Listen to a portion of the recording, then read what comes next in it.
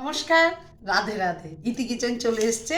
আজকে ইতি কিচেনে অনেক কিছু রান্না হয়ে গেছে, আর রান্না তো হবে। এখানে যেরকম পাওয়া যায়, আর এগুলি তো মহারাষ্ট্রে পাওয়া যায় না।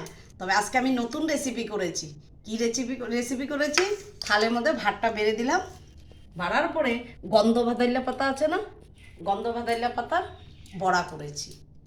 এই এই যে গন্ধ ভাদাইল্লা পাতার বড়া।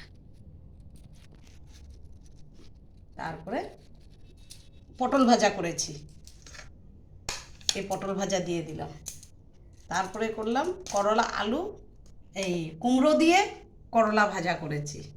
বৃহস্পতিবার নিরামিষ, তো ওই জন্য মার্কেটও যেতে হয়, সব তো আমার করতে হয়। এখানে আসছি, বাইরে যখন এসেছি, আর খুব সুন্দর সুন্দর জিনিস পাওয়া যাচ্ছে।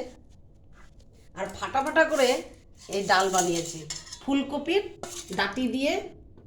তারপরে এটার মধ্যে ফুলকপির ডাঁটি দিয়েছি, মিষ্টি কুমড়ো দিয়েছি, মানে সাম্বার ডাল ফাটা ফাটা করে মুগ ডাল করেছি। খুব ভালো লাগে খেতে, খুব টেস্ট লাগে। আর ফুলকপি এত দাম এখানে, আমাদের এখানে ফুলকপি 30 টাকা, মানে 20 টাকা করে, এখানে 30 টাকা করে, তাও কি ছোটো ছোটো। তো যাই হোক, নতুন রেসিপি আমাদের জন্য তো ভালোই, বৃহস্পতিবার, তো ওই জন্য রান্না। টমেটো দিয়েছি ডালটার মধ্যে। এই যে ফুলকপির তরকারিটা করেছি নতুন। তবে আজকে ইতি কিচেনে ফুলকপির তরকারি করলাম।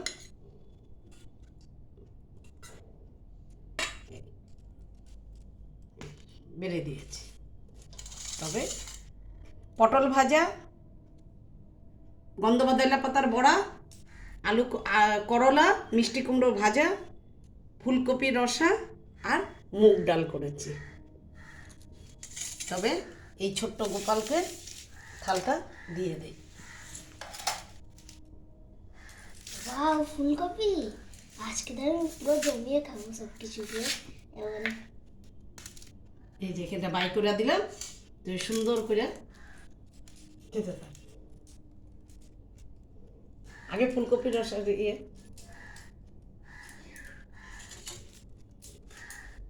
খুব ভালো লাগে। খুব ভালো হয়েছে বন্ধুরা। এরকম রেসিপি আমি জীবনে কখনো খাইনি। এরকম রেসিপি আমার মাও বানাতে পারে না। এই ফুলকপি, তুই তো ফুলকপি ভালোবাস, আজকে তোর জন্য খুব ফুলকপির তরকারি। খেয়ে দেখ। এই ছোট্ট গোপাল যদি সন্তুষ্ট হয়, আমরা সবাই সন্তুষ্ট। খুব সুন্দর, কেমন হয়েছে? ভালো। এই ছোট্ট গোপাল যদি সন্তুষ্ট হয়, তবে আমরা সবাই সন্তুষ্ট। জয় নিতাই, রাধে রাধে।